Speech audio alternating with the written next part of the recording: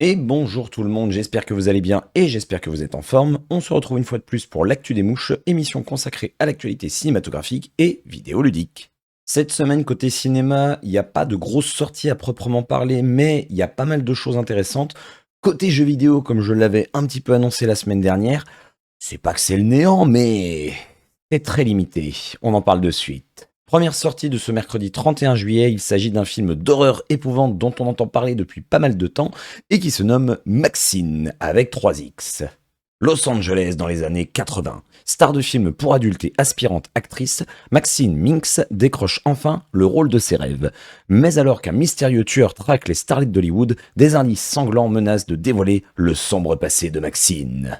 Après la déception du film Longlegs sur lequel je misais pas mal d'espoir en tant que film d'horreur épouvante, qui n'est pas forcément mon style de prédilection de base, eh bien je fonde de nouveau beaucoup d'espoir en ce film Maxine, que je trouve extrêmement prometteur. Déjà au niveau du casting, ça a l'air assez varié, il y a l'air d'avoir des gens connus, il y a l'air d'avoir des gens moins connus, mais le tout a l'air de bien se mélanger, les personnages ont l'air assez intéressants.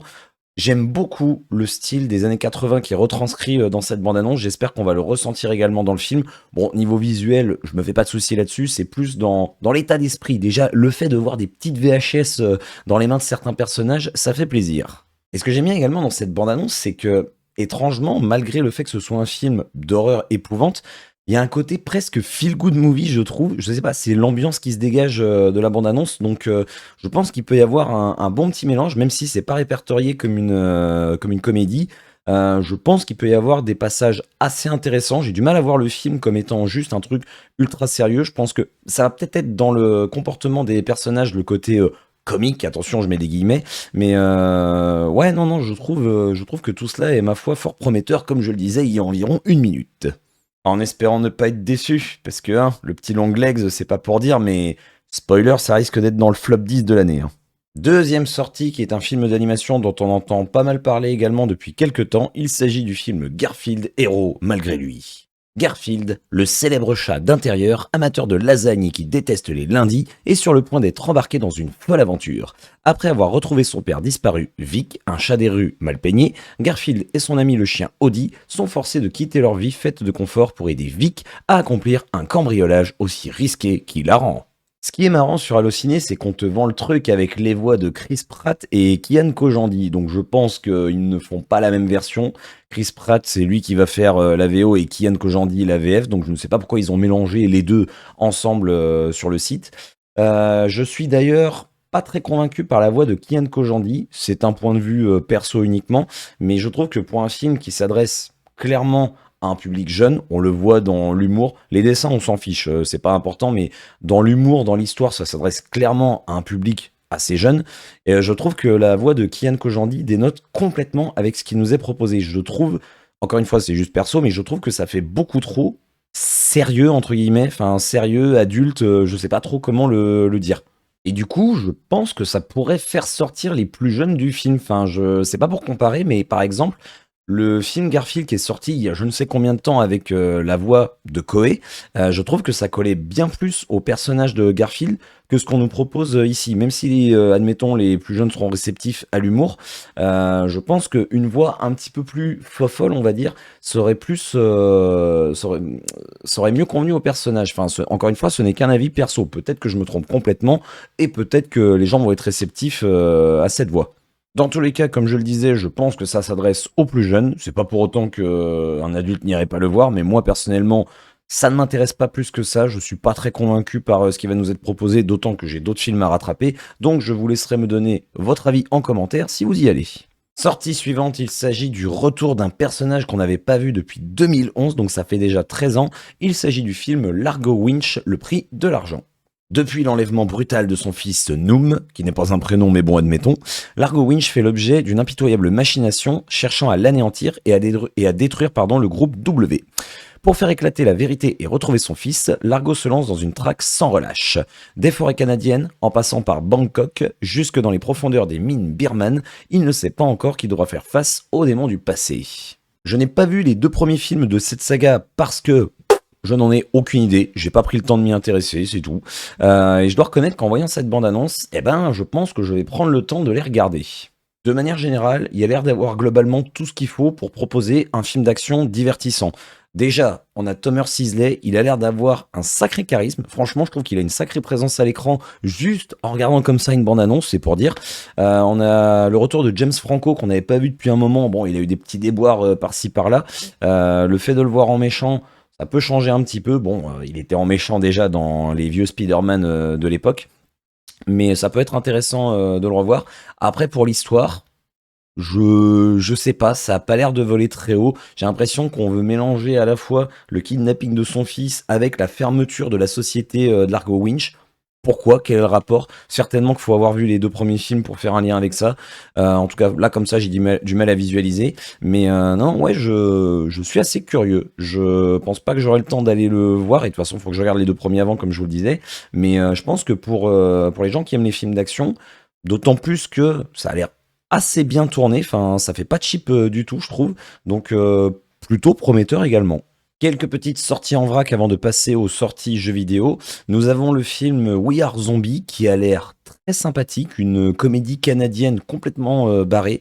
Je vous lis le pchit une fois de plus. Dans une ville infestée de non-vivants qui sont des zombies non cannibales, trois fainéants à la recherche d'argent facile grâce au trafic de zombies doivent combattre des petits truands et une méga corporation au dessein malfaisant pour sauver leur grand-mère kidnappée. Déjà, j'ai envie de dire, juste en lisant le pchit comme ça, on sait déjà que ça va être une comédie complètement barrée. C'est un film donc qui est indiqué, qui est référencé en tant que comédie épouvante horreur. C'est clairement un petit peu dans le style Shaun of the Dead. J'ai pas encore regardé la bande-annonce, mais j'ai vu que c'était dans le même état d'esprit. C'est un film canadien, je ne sais plus si je l'ai dit. J'ai vu quelques films canadiens cette année qui étaient plutôt pas mal. Donc si c'est de la même qualité que ce que j'ai pu voir, bah j'ai envie de dire ouais carrément, je suis totalement client. Puis franchement, des zombies non cannibales. C'est pas souvent qu'on voit ça. Donc rien que pour ça, ça vaut le coup qu'on s'y intéresse. Nous avons également un autre film chinois. En ce moment, il y a beaucoup de films chinois qui sortent. Enfin, beaucoup, il y en a au moins un par semaine. Il s'agit du film Full River Red. Je vous lis le pchit une fois de plus. Chine, 12e siècle. Dans quelques heures va se tenir une rencontre diplomatique de la plus haute importance entre, désolé pour la prononciation, Qin Hui, chancelier de la dynastie Song, et une délégation Jin de haut niveau. Or, voilà que le diplomate Jin, dépêché sur place, est assassiné et la lettre destinée à l'empereur dérobée. Le chancelier demande alors au caporal Zhang Da, escorté par le commandant en second Sun Jun, de ramener la précieuse missive avant le lever du soleil. Au fil de leurs recherches, des alliances vont se former et des secrets seront révélés. Alors, j'ai pas encore vu la bande-annonce, mais c'est marqué comédie, action, historique. Donc le mélange des trois, le pchit me plaît, mais le mélange des trois styles, ça me fait un petit peu peur. J'espère qu'il n'y a pas trop de côté comédie, parce que les derniers films chinois que j'ai vus étaient plutôt pas mal, et franchement, c'était plutôt le côté épique que j'ai trouvé plaisant, à la fois dans les scènes de grandes batailles ou de combats classiques en 1v1. Donc j'espère que ouais, c'est pas trop humoristique comme film, parce que ça peut être très intéressant. J'espère que s'il y a des effets spéciaux, ils vont être travaillés, parce que le dernier film que j'ai vu, Creation of the Gods, c'était très sympa, j'ai beaucoup aimé, mais qu'est-ce que c'était pas beau, il faut le dire. Donc j'espère que celui-ci sera à la hauteur. Enfin, je dis ça, mais il va certainement être très peu, voire pas du tout diffusé dans les ciné par chez moi, donc j'ai envie de dire, on passe à la dernière sortie. Dernière sortie de la semaine qui est un drame thriller assez chelou, ça se nomme Criaturas, c'est un film espagnol, je vous lis le pchit. Nacho est un concepteur à succès de jeux vidéo spécialisé dans la création de monstres. Lorsqu'une jeune fille s'intéresse à lui, il imagine une nouvelle créature qui, bien que virtuelle, ne va pas tarder à chambouler leur réalité. Aucune idée de qu'est-ce qui va se dérouler exactement. J'ai vu la bande-annonce pourtant, mais je vois pas en quoi la créature, le fait de créer une nouvelle créature va chambouler leur réalité. Ça a l'air assez sombre, ça a l'air assez chelou. On sent vraiment ouais, le côté thriller.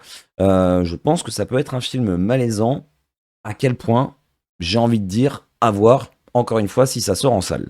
Enfin, si ça sort, ça va sortir, mais encore une fois, si on a la possibilité de le voir. Petite précision, c'est pas marqué sur Allociné, mais visiblement c'est un film qui a été réalisé et qui est sorti en 2022. Eux, ils mettent 2024, alors peut-être que c'est la sortie en France. J'ai pas réussi à trouver si c'est sorti avant en France, mais ce serait bien au moins qu'Allociné mette ses dates à jour. Nous en avons terminé avec les sorties cinématographiques de la semaine. Nous passons maintenant aux sorties jeux vidéo. Première sortie qui sort ce jeudi 1er août, et oui, il n'y a pas de sortie du tout en début de semaine. Il s'agit du jeu Mars 2120 et ça sort sur PC et sur Xbox Series. Putain, mais je suis con, j'avais dit que j'arrêtais de me fier au site millennium.org. Donc, rectification, après avoir regardé la bande-annonce, ça sort sur toutes les plateformes. Donc, millennium.org, j'ai envie de dire, si par hasard vous passez sur cette vidéo, prenez le temps de vérifier vos sources avant d'écrire n'importe quoi. Bref, pour en revenir au jeu, il s'agit donc d'un Metroidvania qui reprend et qui s'inspire de pas mal de jeux, dont notamment Super Metroid, Castlevania par exemple. J'ai lu également que ça s'inspirait de Guacamelee, alors j'y ai jamais joué, mais ça s'en inspire, sachez-le. L'univers a l'air très très cool, le côté futuriste comme ça, moi forcément ça me parle. Ça ressemble, on sent effectivement, c'est même pas que Super Metroid, il y a quand même une inspiration Metroid Dread presque je trouve, mais voilà, au niveau du gameplay, il y a l'air d'avoir pas mal de choses proposées. Visuellement, ça a l'air d'envoyer, donc j'ai envie de dire, il y a certainement pas mal de personnes que ça pourrait intéresser, notamment mon petit Antoine Croivet-Bâton, si tu regardes cette vidéo, je pense que le jeu, lui, pourrait t'intéresser. Il est en accès anticipé depuis je ne sais quand, mais sachez qu'il l'est encore actuellement, donc vous pouvez déjà y jouer avant sa sortie. Deuxième sortie qui sort également ce jeudi 1er août, il s'agit du jeu Sword of Convalaria, c'est un RPG qui sort sur PC, iOS et Android. Et il s'agit même d'un tactical RPG, veuillez m'excuser parce que j'avais pas encore regardé la bande-annonce au moment où je vous ai annoncé de quel style de jeu il s'agissait. J'ai pas grand chose à en dire, je vais juste vous lire parce que bon bah c'est un RPG free to play donc déjà c'est gratuit. Direction artistique, néo-pixel art, j'ai envie de dire, ça se voit. Les musiques sont composées par Hitoshi Sakimoto, Final Fantasy, enfin celui qui a fait Final Fantasy Tactics, Final Fantasy XII, Tactics Ogre, etc., etc. Ça met en scène une bande de mercenaires dont les choix impacteront le destin d'Iria, une nation en proie aux tensions et aux émeutes à cause d'ingérences de factions étrangères lorgnant sur ses précieuses ressources magiques. J'ai envie de dire, il y a toujours une histoire de nation, il y a toujours une histoire de mercenaires ou de une troupe de brigands ou de gens tout simplement gentils, hein. Mais voilà, c'est toujours un petit peu pareil les scénarios dans ces jeux. Attention, ça veut pas dire que c'est tout le temps, enfin que c'est répétitif ou inintéressant, mais voilà, c'est souvent un petit peu la même base. Après, ça a l'air très sympa visuellement. Il y a il y a plusieurs fins qui vont être disponibles, j'ai envie de dire, comme dans pas mal de RPG qui sortent aujourd'hui. Et il y a même des éléments de roguelike, en tout cas c'est ce qui est marqué dans la bande-annonce. Donc voilà, c'est pas forcément un jeu vers lequel je me dirigerai, mais si vous le souhaitez, sachez que ça sort cette semaine. Et puis bah c'est globalement tout ce qui sort cette semaine malheureusement, je vous l'avais annoncé, c'est pas fameux niveau sortie jeux vidéo.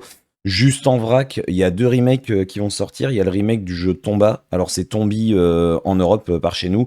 Jeu qui coûte une blinde aujourd'hui. Je l'avais eu pour pas trop cher à l'époque, mais aujourd'hui il me semble que ça cote vachement.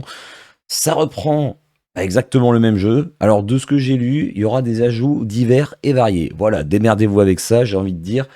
Vous verrez en temps et en heure. Et on a également le remake du jeu Star Wars Bounty Hunters qui était sorti sur GameCube et PS2 à l'époque. Là, j'ai rien lu au niveau de nouveautés éventuelles. Donc, à voir si ça vous intéresse. C'est un jeu où on incarne Jango Fett. C'est un jeu un jeu d'action à la troisième personne. Donc voilà, j'ai envie de dire, si vous voulez vous intéresser à ces vieux jeux, bah n'hésitez pas à checker. Et puis si, on peut noter également la sortie, visiblement cette semaine, c'est censé sortir le vendredi 2 août, du jeu World of Goo 2. Alors j'en ai parlé il y a de ça un petit moment, je vous mettrai le lien qui vous renverra vers la vidéo en question. C'était censé sortir, ouais, il y a plusieurs mois. Je ne sais pas pourquoi ça a été reporté, je vous cache pas que j'ai pas vérifié, mais voilà, c'est censé sortir cette semaine, donc la suite du premier World of Goo, qui était sorti sur PC et sur Wii, et qui était très sympathique. Et cette fois-ci, nous en avons bel et bien terminé pour cette session de l'actu des mouches. De ce que j'ai vu pour la semaine prochaine, il y aura un petit peu plus de contenu. J'ai envie de dire, ce sera difficile de faire pire au niveau des sorties jeux vidéo. Côté cinéma, j'ai pas regardé encore, mais je m'inquiète pas. En général, même s'il n'y a pas de grosses sorties, il y a toujours plusieurs films qui sont potentiellement intéressants. J'espère que je vous aurai donné malgré tout envie d'aller voir certains films ou de tester les 2-3 pauvres jeux qui sortent cette semaine. N'hésitez pas encore une fois à réagir, à me laisser un petit commentaire, à partager la vidéo et à me laisser un petit pouce comme ceci ou comme ceci. Et puis j'ai envie de dire, vivement la semaine prochaine. D'ici là, je vous souhaite une très bonne journée, une très bonne soirée et ou une très bonne nuit. Comme d'habitude, prenez soin de vous et bisous tout le monde.